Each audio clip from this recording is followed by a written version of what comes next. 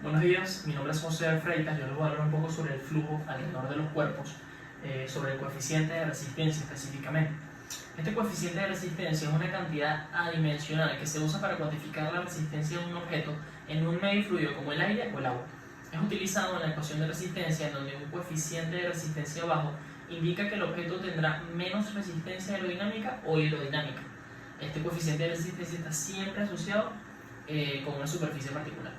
El coeficiente de resistencia de cualquier objeto comprende los efectos de las contribuciones básicas de la resistencia dinámica del fluido, la resistencia de forma y de superficie, y el coeficiente de resistencia en un perfil aerodinámico o hidrodinámico incluye también los efectos de la resistencia inducida. El coeficiente de resistencia de una estructura completa como una aeronave incluye también los efectos de la resistencia de interferencia. Vamos a definir un poco lo que es el coeficiente de resistencia. Empezamos con que está definido con esta fórmula que podemos ver aquí, donde Fd es la fuerza de resistencia, que es por la definición la componente de la fuerza en la dirección de la velocidad del flujo. Tenemos P, que es la densidad del fluido. Tenemos la V, que es la velocidad del objeto relativo al fluido. Y tenemos la A, que es el área de referencia. El área de referencia depende de qué tipo de coeficiente de arrastre se esté midiendo. Para automóviles y para muchos otros objetos, el área de referencia es el área frontal proyectada del vehículo. Esto no necesariamente corresponde al área de la sección transversal del vehículo, dependiendo de dónde se tome dicha sección. Pero por ejemplo, para una esfera, el área proyectada es el área de pi por r cuadrado. Para el perfil de un ala, como la que podemos ver aquí, el área de referencia es la superficie alar, debido a que esto tiende a ser mucho más grande que el área proyectada frontal. Los coeficientes de resistencia resultantes tienden a ser bajos, mucho más bajos para un auto con la misma resistencia, la misma área frontal y la misma velocidad. También tenemos los dirigibles y algunos cuerpos de revolución que requieren el coeficiente de resistencia volumétrico, en este caso que puede ser de 2/3. Los coeficientes para objetos no hidrodinámicos o aerodinámicos pueden tener un espesor bajo, mientras que los objetos hidrodinámicos o aerodinámicos tienen coeficientes de resistencia mucho menores, aunque los aerodinámicos tienen un valor de 1 o superior.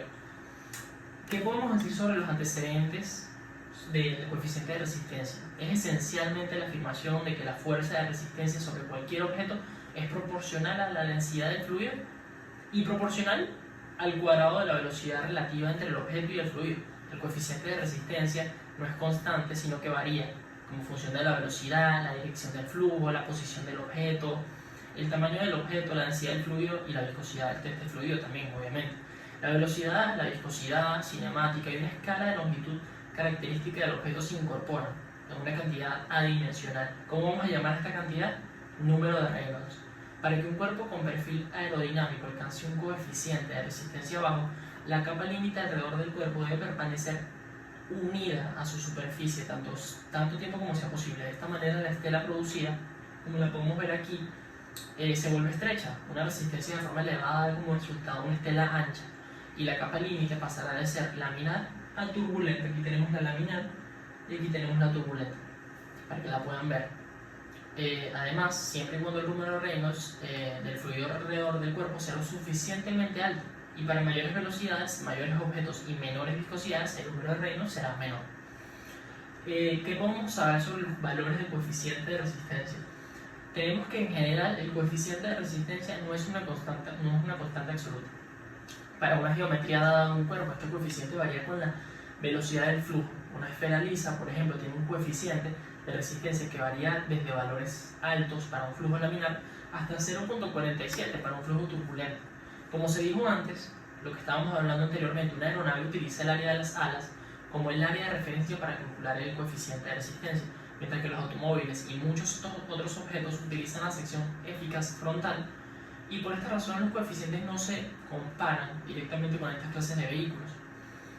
Para hablar un poco sobre los flujos en objetos aplanados y aerodinámicos, tenemos que la resistencia en el contexto de la materia, en la mecánica de los fluidos, hace referencia a las fuerzas que actúan sobre un objeto sólido en la dirección a la velocidad relativa del flujo. Las fuerzas de aerodinámica sobre un cuerpo provienen principalmente de las diferencias de presión y de los esfuerzos viscosos.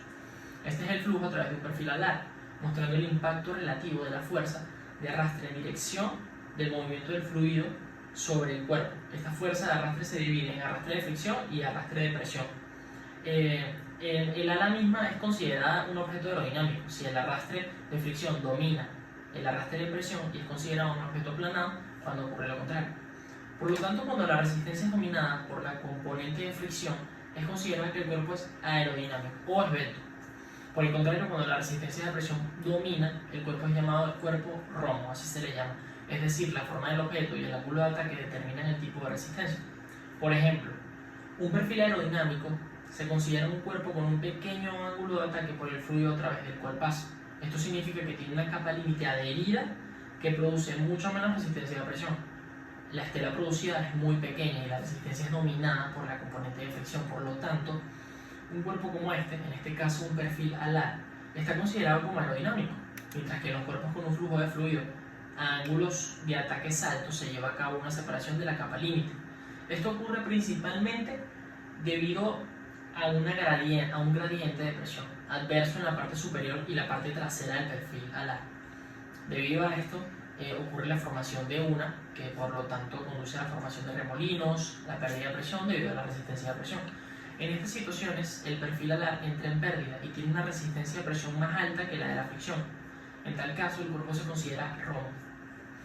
Y un objeto aerodinámico de presión tiene la forma de pez o un perfil alar con bajo ángulo de ataque, mientras que un cuerpo romo se ve como un ladrillo, un cilindro o un perfil alar con alto ángulo de ataque. Para un área frontal y una velocidad dada, un cuerpo esbelto tiene menor resistencia que uno romo, y los cilindros y las esferas se consideran romos porque la resistencia está dominada por la componente de presión en la región de la estela con un número de Reynolds alto. Para reducir esta resistencia, la separación del flujo podría reducirse o el área en contacto con el fluido para reducir la resistencia de forma. Esta reducción es necesaria en dispositivos como automóviles, bicicletas, etc., para evitar la vibración y para evitar la producción de ruido. Ahora me gustaría decirles este ejemplo práctico que encontré en internet. Aquí podemos visualizar este auto.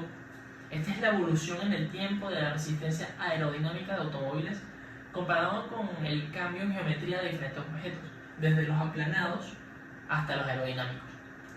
Además, en la aerodinámica automotriz de los vehículos han evolucionado desde la década de 1920 hasta las finales del siglo XX, del diseño de un objeto romo, como el que podemos ver aquí arriba, hasta uno más aerodinámico. Por lo menos aquí podemos ver que el arrastre fue de alrededor 0.95 hasta 0.30 aproximadamente al paso de los años. Muchas gracias.